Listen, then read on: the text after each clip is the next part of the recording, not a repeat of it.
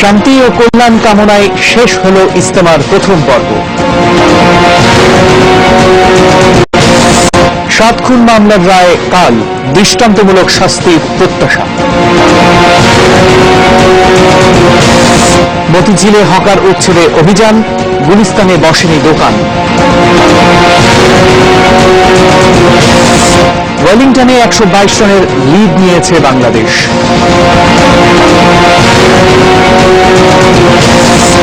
এবং ভূমধ্য সাগরে নিখোঁজ অন্তত 100 অভিবাসন প্রত্যাশী।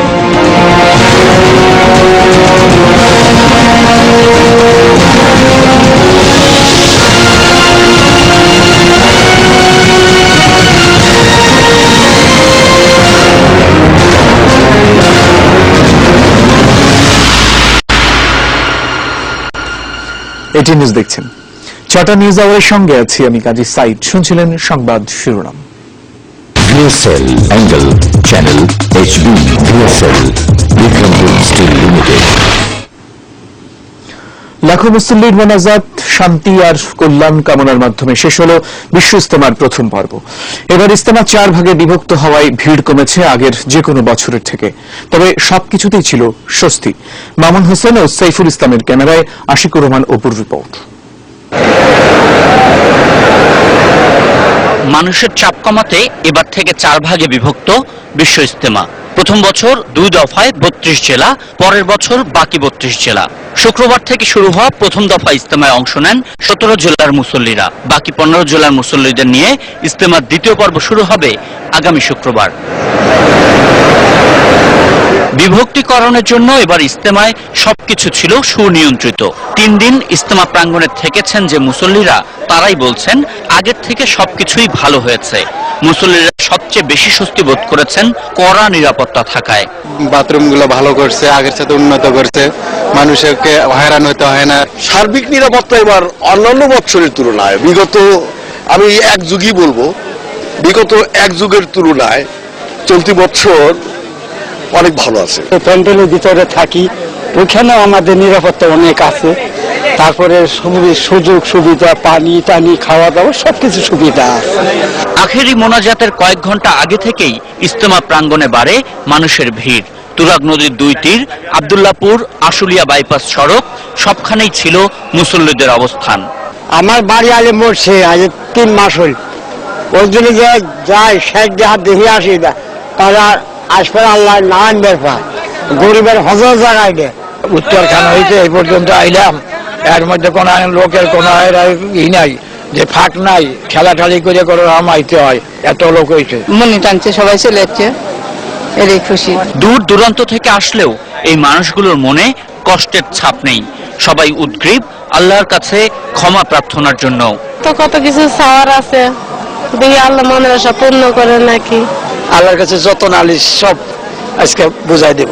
সারা জীবন যা গুনাহগার কামাই করছি, সেই গুনাহ যে আল্লাহ মাফ করে। যারা বোমাবাজি করে সেটা সত্য ইসলামী না, আর হলো সন্ত্রাসী নামে, আর যারা ইসলামী আর হলো শান্তিপুর ইসলামী। যারা ইসলামকে বিতর্কিত করতে চায় তারাই মূলত এগুলি করে। আমরা এগুলিকে মনে প্রাণে ঘৃণা করি। আল্লাহ তাআলা আমাদেরকে এ থেকে রেহাই দেব, মুক্তি দেব, আমরা এটা চাই।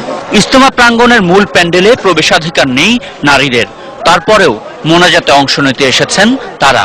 বসে পড়েছেন রাস্তার উপরেই। আমরা কি করবো, জায়গা নেই এদিকে, এখানে বসার। মহিলাদের জন্য আলাদা ব্যবস্থা থাকলেই ভালো হয়, ছেলেদের সাথে একাত্র না থাকাটাই ভালো।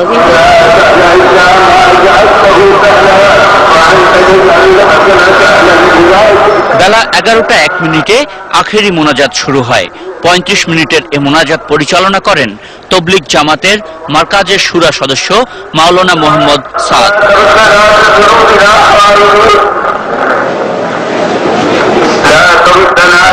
লাখো মুসল্লি একসঙ্গে প্রার্থনা করেন সবার ভালোর জন্য, নিজের গুনাহ মাফের জন্য। Ashikur Rahman Apu, ATN news, Tongi. আখেরি মোনাজাতের সময় টঙ্গীর ইজতেমা ময়দান পরিণত হয় জনসমুদ্রে। মোনাজাত শেষে ট্রেন এবং বাসে ছিল হাজারো মানুষের ভিড়। পর্যাপ্ত গণপরিবহন না থাকায় বেশিরভাগ মানুষই ফিরেছেন পায়ে হেঁটে, জানাচ্ছেন সাব্বির আহমেদ। ছবি তুলেছেন সোহেল রানা ও মনিরুজ্জামান মনির। ভোর হতে না হতেই প্রচণ্ড শীত উপেক্ষা করে ধর্মপ্রাণ মুসল্লিদের গন্তব্যস্থল ছিল টঙ্গীর তুরাগ নদের তীরে হজের পর মুসলিম উম্মার সবচেয়ে বড় মিলন মেলা বিশ্ব ইজতেমার পথে। হজে যেমন বিশ্বের এক প্রান্ত থেকে অপর প্রান্তে মুসলমানদের সৌহার্দ্য ও ঐক্যের প্রেরণার নজির দেখা যায়, বাংলাদেশের বিশ্ব ইজতেমাতেও তাই। এরকম আজ পর্যন্ত দেখিনি, তা আসছে যে আজকে আখেরি মোনাজাতে শরীক হব।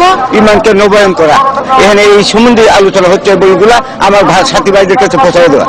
শান্তিপূর্ণ ও নিরাপদভাবে ইজতেমা শেষ করার জন্য ছিল আইন শৃঙ্খলা বাহিনীর কড়া নজরদারি। প্রচুর পরিমাণ বিদেশিরা এবার এসেছে এবং প্রায় 92টি দেশের 8,300 মুসল্লি অবস্থান করছে এবং তাদের নিরাপত্তা পর্যন্ত আমরা লক্ষ্য করছেন ক্ষেত্রায় ক্ষেত্রায় প্রচুর পরিমাণে সাদা পোশাক পুলিশ দিয়ে রেখেছি এবং তারা সেখানে আছে, অবস্থান করছে এবং আমার মনে হয় তারা যেখানে যাবে আমাদের কাছে সেই নিউজটা থাকবে এবং যেখানে যাবে ওই জেলার পুলিশ বা ওই জেলার আমরা সবাই তাদেরকে খেয়াল রাখবে।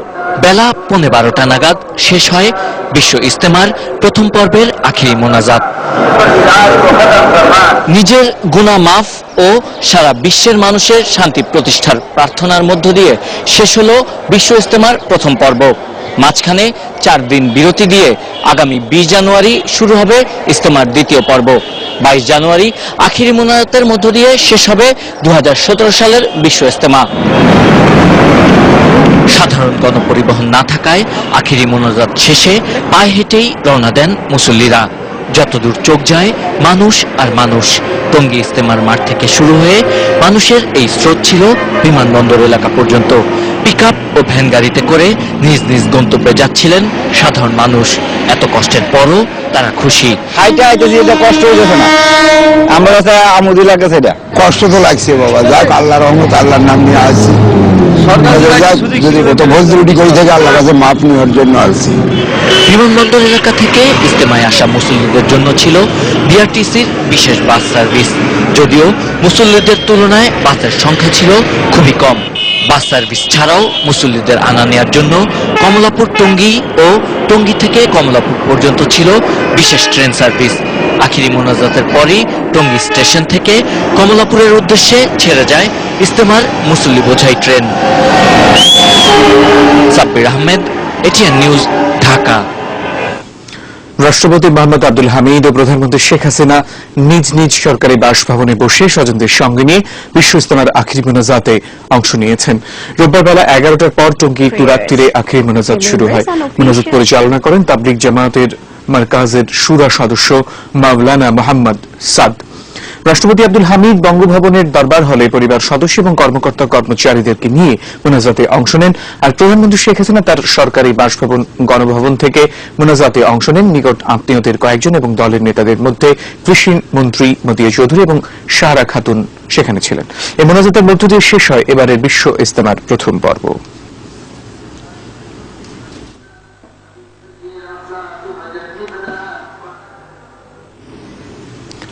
ওয়ার্ল্ড ইকোনমিক ফোরামের বার্ষিক সম্মেলনে যোগ দিতে আজ সুইজারল্যান্ড যাচ্ছেন প্রধানমন্ত্রী শেখ হাসিনা। আন্তর্জাতিক এই ফোরামের বার্ষিক সম্মেলনে এবারই প্রথম বাংলাদেশের কোন নির্বাচিত সরকার প্রধানকে আমন্ত্রণ জানানো হয়েছে। রাত 9:45 সুইজারল্যান্ডের উদ্দেশ্যে ঢাকা ছাড়বেন প্রধানমন্ত্রী। সুইজারল্যান্ডের আল্পস অঞ্চলের ডাভোসে 16 থেকে 20 জানুয়ারি অনুষ্ঠিত হবে ফোরামের 47তম সম্মেলন। এই সম্মেলনে জাতিসংঘের মহাসচিব ছাড়াও UNESCO, World Bank, WTO, IMF, UNDP, এডিবির মতো সংস্থাগুলোর শীর্ষ ব্যক্তি এবং 45টি দেশের রাষ্ট্র ও সরকার প্রধান যোগ দিচ্ছেন। সেখানে বিভিন্ন দেশ এবং সংস্থা প্রধানদের কর্তা ব্যক্তিদের সঙ্গে প্রধানমন্ত্রী শেখ হাসিনা বৈঠক করবেন। গতকাল এক সংবাদ সম্মেলনে কথা জানান পররাষ্ট্রমন্ত্রী এইচ মাহমুদ আলী। উল্লেখযোগ্য সংখ্যক সরকারি বেসরকারি নিরলস প্রচেষ্টা অব্যাহত রয়েছে। এবারই প্রথম ওয়ার্ল্ড ইকোনমিক ফোরাম বাংলাদেশের কোন নির্বাচিত সরকার প্রধানকে এই সম্মানজনক সম্মেলনে অংশগ্রহণ করার জন্য আমন্ত্রণ জানিয়েছে। ফলে এই আমন্ত্রণ একদিকে যেমন বিশ্ব মানচিত্রে বাংলাদেশের শক্তিশালী ভূমিকা ও অবস্থানকে প্রতিফলিত করে, অন্যদিকে তেমনি মাননীয় প্রধানমন্ত্রীর সুযোগ্য দূরদর্শী নেতৃত্ব যে আজ তাকে বিশ্ব দরবারে এক অনন্য আসনে বসিয়েছে তারও ইঙ্গিত বহন করে। নারায়ণগঞ্জের চাঞ্চল্যকর 7 খুন মামলার রায় হবে আগামীকাল। এর আগে ওই ঘটনায় 35 আসামির বিরুদ্ধে দায়ের করা 2 মামলায় বাদী এবং আসামি পক্ষের যুক্তিতর্কের শুনানি শেষ হয়। এরপর গত 30 নভেম্বর নারায়ণগঞ্জের জেলা এবং দায়রা জজ সৈয়দ এনায়েত হোসেন রায়ের দিন ঠিক করেন। 2014 সালের 27 এপ্রিল দুপুরে ঢাকা নারায়ণগঞ্জ লিংক রোড থেকে নারায়ণগঞ্জ সিটি কর্পোরেশনের প্যানেল মেয়র ও 2 নম্বর ওয়ার্ডের কাউন্সিলর নজরুল ইসলাম সহ তাঁর গাড়িতে থাকা 5 জনকে অপহরণ করা হয়। একই স্থান থেকে অপহরণ করা হয় অপর একটি গাড়িতে থাকা নারায়ণগঞ্জের আদালতের প্রবীণ আইনজীবী চন্দন কুমার সরকার ও তার গাড়ি চালককেও। 3 দিন পর বন্দর উপজেলার শান্তিরচর এলাকায় শীতলক্ষা নদীর তীর থেকে হাত পা বাঁধা অবস্থায় তাদের মরদেহ উদ্ধার করা হয়। প্রায় 1 বছর তদন্ত শেষে প্রধান আসামি নূর হোসেন ও র্যাবের সাবেক 3 কর্মকর্তা সহ 35 জনকে আসামি করে আদালতে অভিযোগপত্র দেওয়া হয়। ঘটনার 17 মাস পর ভারত থেকে দেশে ফিরিয়ে আনা হয় মামলার প্রধান আসামি নূর হোসেনকে। বর্তমানে মামলার 23 আসামি কারাগারে, পলাতক 12 জনের মধ্যে 8 জনই র্যাব সদস্য।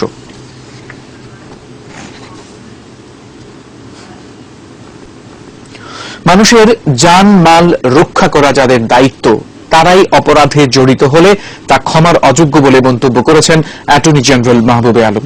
নারায়ণগঞ্জের 7 খুনকে পরিকল্পিত উল্লেখ করে নিজ কার্যালয়ে দোষীদের দৃষ্টান্তমূলক শাস্তির প্রত্যাশার কথাও জানান তিনি। এটা একটি পরিকল্পিত হত্যাকাণ্ড এবং যে হত্যাকাণ্ডের সাথে যারা জড়িত আছে তাদের কাজ হল মানুষের জানমাল রক্ষা করা, মানুষের স্বাধীনতাকে সেফগার্ড করা। তারাই যদি কোন রকম এই অপরাধের সাথে জড়িত হয়ে যান সেটা সে অপরাধ ক্ষমার অযোগ্য। তো অন্যান্য সমস্ত সাধারণ ব্যক্তিরা যেরকম প্রত্যাশা করেন আমিও সেরকম প্রত্যাশা করে এই একটি বিচারের আশায় অপেক্ষা করছি। 2014 সালের 27 এপ্রিল নারায়ণগঞ্জের 7 খুনের ঘটনা নাড়িয়ে দিয়েছিল সারা বাংলাদেশকে। কি ঘটেছিল সেদিন, কিভাবে হত্যা করা হয়েছিল এই 7 জনকে? প্রায় 3 বছর আগের সেই ভয়ঙ্কর দিনকে ফিরে দেখছেন রেজওয়ান ফয়েজ। আইন শৃঙ্খলা বাহিনীর পরিচয়ে নারায়ণগঞ্জ সিটি কর্পোরেশনের আওয়ামী লীগ সমর্থক ওয়ার্ড কাউন্সিলর নজরুল ইসলাম ও তার 4 সহযোগীকে তুলে নেয়ার অভিযোগ করেছে স্বজনরা। নজরুল ইসলাম ও আইনজীবী অ্যাডভোকেট চন্দন সরকার সহ 7 জনকে অপহরণের 2 দিন পরও কারো সন্ধান মেলেনি। তাদের উদ্ধারে 24 ঘন্টার আলটিমেটাম দেয় আইনজীবীরা। তবে বিষয়টি অপহরণ বলতে রাজি নয় পুলিশ প্রশাসন। 2014 সালের 27 এপ্রিল থেকে কয়েকদিন গণমাধ্যমের এমন খবরে চমকে গিয়েছিল সারা দেশ। মনোযোগের কেন্দ্রে চলে আসে নারায়ণগঞ্জ। র্যাবের মতো একটি এলিট ফোর্স পড়ে যায় ভয়াবহ ইমেজ সংকটে। নারায়ণগঞ্জের 7 খুনের ঘটনায় গ্রেপ্তার হওয়া র্যাব 11-র তখনকার কোম্পানি কমান্ডার অবসরপ্রাপ্ত মেজর আরিফ তার জবানবন্দিতে বলেছেন কিভাবে অপহরণের পর সেদিন একে একে হত্যা করা হয়েছিল 7 জনকে। মেজর আরিফ জানিয়েছেন র্যাব 11-র সাবেক অধিনায়ক তারেক সাইদ মোহাম্মদের নির্দেশেই সে সময়ের নারায়ণগঞ্জ সিটি কর্পোরেশনের প্যানেল মেয়র নজরুল ইসলামকে অপহরণের জন্য নারায়ণগঞ্জ আদালতের আশেপাশের বিভিন্ন পয়েন্টে অবস্থান নেয় তার দল। আগেই খবর ছিল 2014 সালের 27 এপ্রিল সিদ্ধিরগঞ্জ থানার একটি চাঁদাবাজি মামলায় হাজিরা দিতে নজরুল ইসলাম আদালতে আসবেন। দুপুর 12:30টার দিকে আদালত থেকে একটি সাদা প্রাইভেট কারে নজরুল ইসলাম বের হতেই সাদা পোশাকের র্যাব সদস্যরা খবর পৌঁছে দেয় র্যাবের সাবেক কর্মকর্তা আরিফ ও রানার কাছে। কিছুক্ষণ পরেই ঢাকা নারায়ণগঞ্জ লিংক রোড থেকে নজরুল ইসলাম সহ তার গাড়িতে থাকা মোট 5 জনকে অপহরণ করা হয়। আর অপহরণের পুরো ঘটনা দেখে ফেলার অপরাধে পেছনের গাড়িতে থাকা আইনজীবী চন্দন সরকার ও তার চালককেও ধরা হয়। পরে অস্ত্রের মুখে এই 7 জনকে তুলে নেওয়া হয় র্যাবের 2টি গাড়িতে।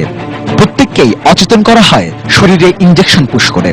তারপর গাড়ি চলতে শুরু করে নরসিংদীর দিকে। এরই মধ্যে অপহরণের এই ঘটনায় তোলপাড় শুরু হয়ে গেছে চারিদিকে। তবে অপহরণকারীরা এতেও তাদের ভয়ঙ্কর পরিকল্পনা থেকে পিছু হটেনি। মেজর আরিফ তার জবানবন্দিতে বলেছেন রাত 11টার দিকে নরসিংদী থেকে কাঁচপুর ব্রিজের নিচে এসে রাত 11-র তখনকার অধিনায়ক তারেক সাইদ মোহাম্মদকে ফোন করে তিনি বলেন 7 জনকে গুম করতে তিনি প্রস্তুত। ওপার থেকে উত্তর এলো গো হেড। এর পরপরই গাড়ির ভেতরেই পলিথিন দিয়ে মাথা ও মুখ মুড়িয়ে শ্বাস বন্ধ করে হত্যা করা হয় 7 জনকে। শুরু হয় ঠান্ডা মাথায় লাশ গুমের পরিকল্পনা। লাশগুলো নৌকায় উঠিয়ে প্রত্যেকটি লাশের সঙ্গে বাঁধা হয় ইট। যেন ভেসে না উঠতে পারে সেজন্য মৃতদেহগুলোর পেট ফুটো করে দেওয়া হয়। এরপর কলাগাছিয়া শান্তিনগর এলাকায় শীতলক্ষা নদীতে ফেলে দেওয়া হয় লাশগুলো। তবে পৃথিবীর কোনো ক্রাইমই যে পারফেক্ট ক্রাইম হয় না তা আবারও প্রমাণ করে হত্যাকাণ্ডের 3 দিন পর 30শে এপ্রিল হতভাগ্য 6 জনের মৃতদেহ ভেসে ওঠে শীতলক্ষায়। পরদিন পাওয়া যায় আরো একজনের লাশ। তদন্ত প্রতিবেদন বলছে পুরো অপারেশনে র্যাবের 3 কর্মকর্তা সহ 25 জন অংশ নেয়। এছাড়া কাঁচপুর এলাকায় পাহারায় ছিল নূর হোসেন ও তার 9 সহযোগী। Rezwan Foyez, ATN News, Dhaka. 7 খুনের ঘটনা শুধু রাজনীতি না, এটি ছিল পারফেক্ট ক্রাইমের সুনির্দিষ্ট পরিকল্পনা। সাক্ষ্য সরিয়ে ফেলতেই খুন করা হয় 6 জনকে। খুনিদের একমাত্র টার্গেট ছিল নজরুল ইসলাম, আর তাই বাকি 6 জনের পরিবার আজও হিসেব মেলাতে পারে না ওই হত্যাকাণ্ডের। সোহেল রানার ক্যামেরায় আশিকুর রহমান অপুর রিপোর্ট। আমি জিজ্ঞাসা করলাম রাসেল থেকে, আমার নাম তাজুল ইসলাম রাসেল। রাসেল তো খাওয়া দাওয়া করছেন? কোনো মা আমি খাওয়া দাওয়া করিনি, আমি দাওয়াত খেতে যাবো। আমার সাথে শেষ কথা। 2 বছর পরেও কান্না থামে না তাসলিমার। গরিবের সংসার আলো করে তাসলিমা খায়ের দম্পতির কোলে এসেছিল প্রথম সন্তান তাজুল। আমার ছেলে বড় হয়েছে, ছেলেকে বিয়ে করা, মূল ছেলের বউ করে আসবো, কিন্তু আজ আমার কিছু হলো না। কিন্তু আমি জানি যে আমার ছেলের ভাবনাটা ছিল কি দোষ আমি ছেলে হারালাম। মাত্র 25 বছর বয়সে খুন হতে হয় তাজুলকে। অপরাধ, সেদিন তাজুল ছিল কাউন্সিলর নজরুলের গাড়িতে। একসাথে ঘুমাই, অনেক রাত জেগে থাকতাম, ডিবে কথা বলতাম। যখন ফোন পেলাম যে বাইরে পাইতেছি না, ফোনে ট্রাই করতেছি, মোবাইল অফ। তার সাথে যারা ছিল সবাইকে ট্রাই করছি, সবার নাম্বার অফ। কোনো উপায় না দেখে আমি আবার গুলিস্তান ছিলাম ওই দিন। গুলিস্তান থেকে সাইনবোর্ড এসে দেখি র্যাবের আর কি ওরা করতেছে, মানে মানুষের জটলা লেগে গেছে। তখন অনেক ট্রাই করি যে নাম্বারটা যদি একটু মানে অন পাই, একটু কথা বলবো। কথা 30 তারিখে ডেড বডি পেয়েছি। ঘটনার দিন নজরুলের গাড়িতে তাজুল ছাড়াও ছিল মনিরুজ্জামান স্বপন, লিটন ও গাড়ি চালক জাহাঙ্গীর। 7 খুন মামলার সাক্ষ্য প্রমাণ বলে প্যানেল মেয়র নজরুল ইসলামকে খুন করতেই কয়েক কোটি টাকার লেনদেন হয়েছিল। সেই খুনের আগে অপহরণের পরিকল্পনা করে র্যাব, আর সাক্ষ্য লোপাট করতেই তুলে নিয়ে গিয়ে হত্যা করা হয় নজরুলের গাড়িতে থাকা বাকি 4 জনকে। এ তো গেল নজরুল ইসলামের গাড়ির আরোহীদের গল্প। পেছনের গাড়িটি ছিল আইনজীবী চন্দন সরকারের। অপহরণের দৃশ্য দেখে ফেলায় তুলে নিয়ে যাওয়া হয় চন্দন সরকার ও তার গাড়ি চালক ইব্রাহিমকে। খুন করা হয় এই 2 জনকেও। উনি তো অপহরণ হওয়ার কথা না, উনি কোনো ক্ষেত্রেই না। উনি এটার কোনো জানেও না, শোনেও না, কিছু না। আমিও তো ওনার সাথে সবসময় চলতাম। উনি নজরুলকে, নূর হোসেনকে উনি চিনেও না, জানেও না। তখনও বাসার কেউ ভাবতে পারেননি এভাবে খুন হতে পারেন একজন নিরীহ আইনজীবী। তাই ঘটনার পর থেকে কোনো কিছুই স্বাভাবিকভাবে নিতে পারেন না চন্দন সরকারের স্বজনরা। কারো সামনে বের হতেই ভয় পান চন্দন সরকারের স্ত্রী। রাস্তাঘাটে একটু বের হইতে কম চায় এবং একটু ভয় বৃত্তি পায়, সে কারণে মাঝে মধ্যে প্রয়োজন ক্ষেত্রে আমাকে ডাক দেয়া, এটা সেটা করায় এবং প্রয়োজন ক্ষেত্রে আমিও করে দিই। 7 খুনের পর সবচেয়ে সাহসী ভূমিকায় দেখা যায় নজরুল ইসলামের স্ত্রী সেলিনা ইসলাম বিউটিকে। দুঃসাহসী এই নারী যেমন মামলার বাদী হয়েছেন, তেমনি নির্ভয়ে বলেছেন এই ঘটনার পেছনে ষড়যন্ত্র আর গডফাদারদের কথা। এখন বিউটি তাকিয়ে আছেন বিচারালয়ের রায়ের জন্য। আমরা চাই হত্যার বিচারটা দেখে সারা বাংলাদেশের মানুষ অন্তত এটা বুঝুক যেই অন্যায় করে তার শাস্তি নেই, সে বাঁচতে পারবে না। আমরা চাই সর্বোচ্চ সাজা ফাঁসি হোক এবং ফাঁসি দ্রুত কার্যকর করা হোক। Ashikur Rahman Apu, ATN news, Narayanganj. অন্যান্য খবরে যাচ্ছি। রাজধানীর মতিঝিলে হকার এবং অবৈধ স্থাপনা উচ্ছেদ অভিযানে নেমেছে ঢাকা দক্ষিণ সিটি কর্পোরেশন। পূর্ব ঘোষণা অনুযায়ী দুপুর 12:30টার দিকে ওই এলাকার সোনালী ব্যাংক ভবনের সামনের ফুটপাত থেকে উচ্ছেদ অভিযান শুরু হয়। এরপর দিলকুশা এলাকার একাধিক গলিতে পরিচালিত হয় অভিযান। খবর পেয়ে মতিঝিল ও এর আশপাশের এলাকা থেকে হকাররা তাদের পণ্য সামগ্রী নিয়ে আগেই কেটে পড়ে। তবে তাদের রেখে যাওয়া চৌকি এবং বাক্স বুলডোজার দিয়ে ভেঙে ফেলা হয়। এছাড়া সাধারণ বিমার অফিসের সামনে অবৈধ স্থাপনা গুড়িয়ে দেওয়া হয়। এদিকে গুলিস্তান এলাকার বেশ কয়েকটি ফুটপাত এবং সড়কে সকাল থেকে হকারদের দেখা যায়। সম্প্রতি কর্মদিবসগুলোতে সন্ধ্যার আগে ওসব এলাকায় ফুটপাতে হকারদের বসা নিষিদ্ধ করেছে ঢাকা দক্ষিণ সিটি কর্পোরেশন।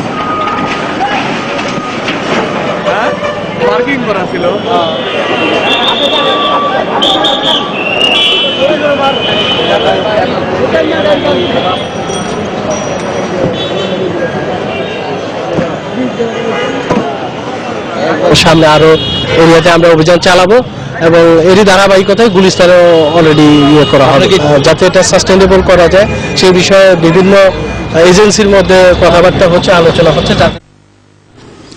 এবারে বাংলাদেশ নিউজিল্যান্ড ক্রিকেট সিরিজের খবর।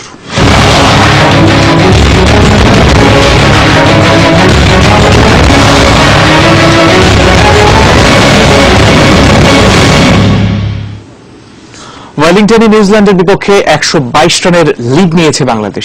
চতুর্থ দিন শেষে সংগ্রহ 3 উইকেটে 66 রান। এর আগে সবকটি উইকেট হারিয়ে প্রথম ইনিংসে 539 রান সংগ্রহ করে কিউইরা। রেকর্ড আর ইনজুরি বলা যায় এই দুইয়ে চতুর্থ দিন শেষ বাংলাদেশের। 56 রানে এগিয়ে থেকে নিজেদের দ্বিতীয় ইনিংস শুরু করে বাংলাদেশ।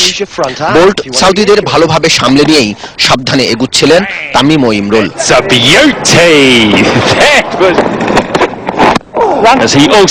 কিন্তু অঘটন যেন ফাঁক পেতে বসেছিল ইমরুলের অপেক্ষায়। ম্যাচের 12.5 ওভারের মাথায় সিঙ্গেল নিতে গিয়ে ব্যথা পান Imrul. Hope the MRI and the CT scans come back okay. প্রাথমিক চিকিৎসার জন্য স্থানীয় এক হাসপাতালে নেওয়া হয় তাকে। ইমরুলের ইনজুরির পর দ্রুতই ফেরেন তামিম। মিচেল স্যান্টনারের বল ঠেকাতে গিয়ে বোল্ড হন তিনি। তার ব্যাট থেকে আসে 25 রান। ইমরুলের পরিবর্তে ব্যাট করতে আসা মুমিনুল হককে সঙ্গে নিয়ে দিন শেষ করতে পারলেন না মাহমুদুল্লাহ।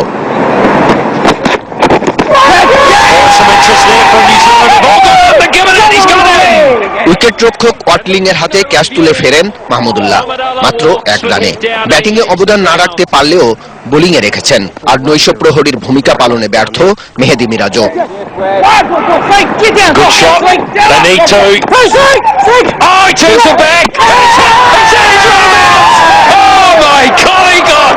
এর আগে 3 উইকেটে 292 রান নিয়ে চতুর্থ দিন শুরু করে নিউজিল্যান্ড। টম লাথামের অনবদ্য 122 রানে দ্বিতীয় ইনিংসে 539 রান সংগ্রহ করে নিউজিল্যান্ড। এছাড়া স্যান্টনার করেন 73 রান।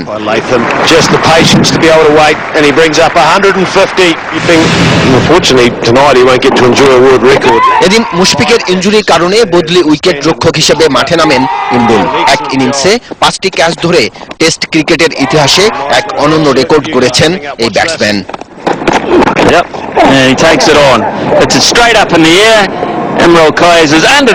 কাজল রায়, স্পোর্টস ডেস্ক, এটিএন নিউজ। বাইরের স্ত্রী বিরতিতে যাচ্ছি, এরপর আরো থাকবে।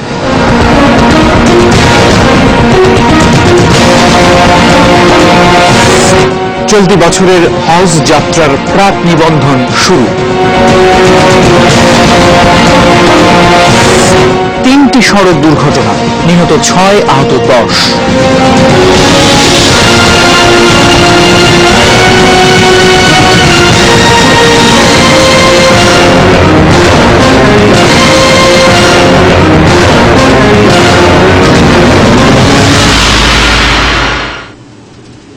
আর একবার সবাইকে নিউজ আওয়ারে স্বাগত জানাচ্ছি, আমি কাজী সাইদ। সুপ্রিম কোর্ট ও আইন মন্ত্রণালয়ের মত পার্থক্যের কারণে নিম্ন আদালতের বিচারকদের চাকুরি, শৃঙ্খলা ও আচরণ সংক্রান্ত বিধিমালা গেজেট আকারে প্রকাশে দেরি হচ্ছে বলে মন্তব্য করেছেন অ্যাটর্নি জেনারেল মাহবুবে আলম। দুপুরে বিচারকদের চাকুরির শৃঙ্খলা ও আচরণ সংক্রান্ত বিধিমালা গেজেট আকারে প্রকাশে রাষ্ট্রপক্ষের করা সময় আবেদনের প্রেক্ষিতে একথা জানান তিনি। নিম্ন আদালতের বিচারকদের চাকুরি সংক্রান্ত এই গেজেট প্রকাশে 5 ফেব্রুয়ারি পর্যন্ত সময় বেঁধে দিয়েছে আদালত। প্রধান বিচারপতি সুরেন্দ্র কুমার সিনহার নেতৃত্বাধীন 7 বিচারপতি আপিল বেঞ্চ বিধিমালা গেজেট আকারে প্রকাশের এই দিন ধার্য করেন। এর আগে এই সংক্রান্ত বিধিমালা গেজেট আকারে প্রকাশের প্রয়োজনীয়তা নেই উল্লেখ করে রাষ্ট্রপতির দেয়া সিদ্ধান্তের বিষয়টি অ্যাটর্নি জেনারেল মাহবুবে আলম গত 12 জানুয়ারি আদালতকে জানান। এই বিষয়ে রাষ্ট্রপতিকে ভুল বোঝানো হয়েছে বলেও উল্লেখ করেন প্রধান বিচারপতি। একটা বিধি, রেগুলেশন, রুলস ইত্যাদি আছে, নিম্ন আদালতের বিচারকদের ব্যাপারে থাকবে না, বা এই পরিস্থিতিতে মাজদার হোসেন মামলার পরে এখন ম্যাজিস্ট্রেসি আলাদা হয়ে গেছে। এই অবস্থাতে তো নিশ্চয়ই তাদের জন্য আলাদা রুলস লাগবেই এবং রুলস হলে সেটা গেজেট করতে হবে। বিএনপির সঙ্গে সংলাপ নয়, প্রধানমন্ত্রীর এমন বক্তব্যে আবারও একতরফা নির্বাচনের ইচ্ছা ফুটে উঠেছে বলে মনে করে বিএনপি। বিকেলে নয়াপল্টনে দলের কেন্দ্রীয় কার্যালয়ে এক সংবাদ সম্মেলনে বিএনপির সিনিয়র যুগ্ম মহাসচিব রুহুল কবির রিজভী এই মন্তব্য করেন। তিনি বলেন, গণতন্ত্রের পথ চলা চালু রাখতে সংলাপ চায় বিএনপি। দলের রাষ্ট্রপতিকে দিয়ে আওয়ামী লীগ নিজেদের মন মতো নির্বাচন কমিশন গঠন করলে তা জনগণ প্রত্যাখ্যান করবে বলেও মন্তব্য করেন রিজভী। বিএনপির সভা সমাবেশ বানচাল করতে ও মানুষের প্রতিবাদী ভাষা কেড়ে নিতে আওয়ামী লীগের সাধারণ সম্পাদক ওবায়দুল কাদের প্রধানমন্ত্রীর নির্দেশনায় বিএনপিকে রাস্তায় সভা সমাবেশ করতে না দেওয়ার ঘোষণা দিয়েছেন বলেও অভিযোগ করেন রুহুল কবির রিজভী।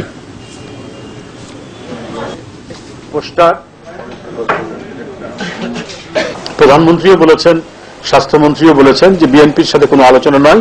একটা শক্তিশালী নির্বাচন কমিশন গঠন করার যে আজকে জনগণের দাবি, সেই দাবির প্রতিধ্বনি তারা করছেন না। তারা তাদের একতরফা নির্বাচনের যে অভিপ্রায়, যেভাবে তারা 2014 সালে 5 জানুয়ারি নির্বাচন করেছেন, ওই নির্বাচনই তারা করবেন, তার এই বক্তব্যের মধ্যে দিয়ে সেই অভিপ্রায়টি ফুটে ওঠে। বিএনপি বাংলাদেশের বৃহত্তম রাজনৈতিক দল, অনেকবার সরকার পরিচালনা করেছে।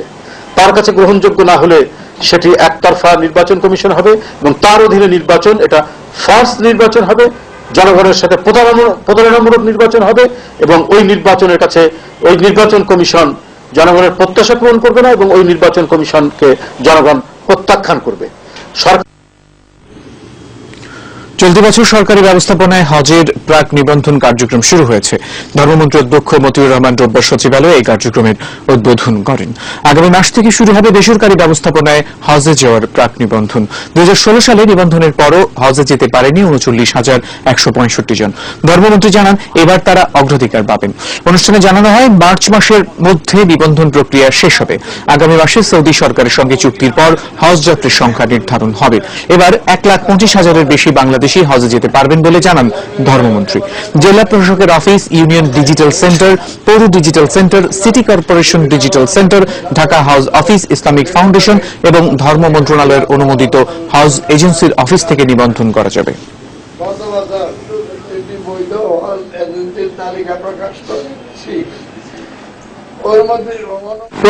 সর্বোচ্চ সুবিধা কাজে লাগিয়ে ডাক নিবন্ধন প্রক্রিয়াকে সহজতর ও সকলের জন্য সমান সুযোগ করে দিতে সকল প্রস্তুতি গ্রহণ করা হয়েছে।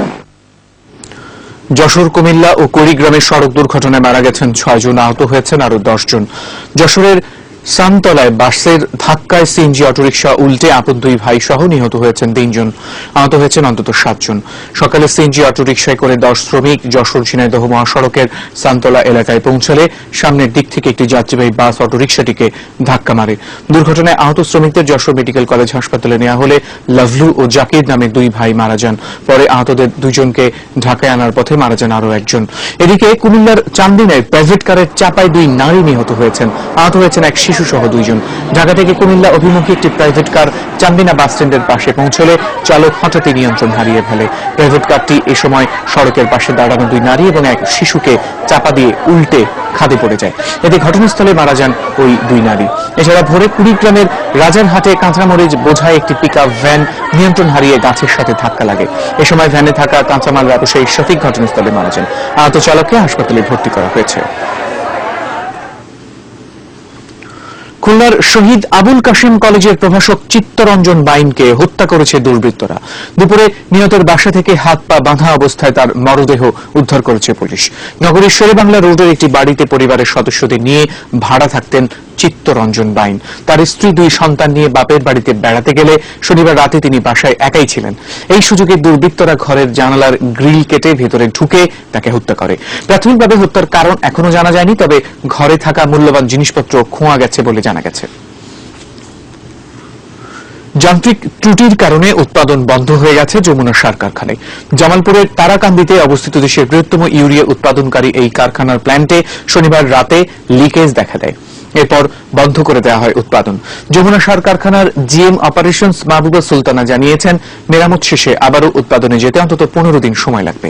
এই কারখানার উৎপাদন ক্ষমতা প্রতিদিন 1700 মেট্রিক টন।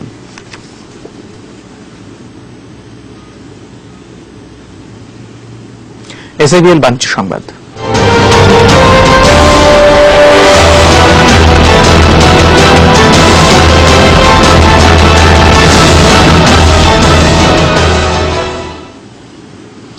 দেশের তৈরি পোশাক শিল্পের আধুনিকায়নের লক্ষ্য নিয়ে 18 জানুয়ারি থেকে শুরু হচ্ছে 4 দিনের ইয়ার্ন ফেব্রিক্স গার্মেন্টস অ্যাক্সেসরিজ ও প্যাকেজিং প্রদর্শনী গ্যাপ এক্সপো 2017। দুপুরে রাজধানীর একটি হোটেলে এই প্রদর্শনী নিয়ে সংবাদ সম্মেলন করে Bangladesh garments accessories and packaging manufacturers and exporters association BGAPA-NEA। সংবাদ সম্মেলনে জানানো হয় এবার প্রদর্শনীতে 24টি দেশের 400টি প্রতিষ্ঠান অংশ নেবার কথা রয়েছে। আয়োজকদের আশা 2021 সালের মধ্যে তৈরি পোশাক খাতের মাধ্যমে $50 বিলিয়ন রপ্তানির লক্ষ্যমাত্রা অর্জনে এই প্রদর্শনী কার্যকর ভূমিকা রাখবে। প্রদর্শনী হবে বসুন্ধরা কনভেনশন সিটিতে, খোলা থাকবে প্রতিদিন বেলা 11টা থেকে সন্ধ্যে 7টা পর্যন্ত। প্যাকেজিং পণ্যের রপ্তানির লক্ষ্যমাত্রা 18 বিলিয়ন। আবার বাইজিদ স্টিল বিরতিতে যাচ্ছি, এরপর আরো যা থাকবে।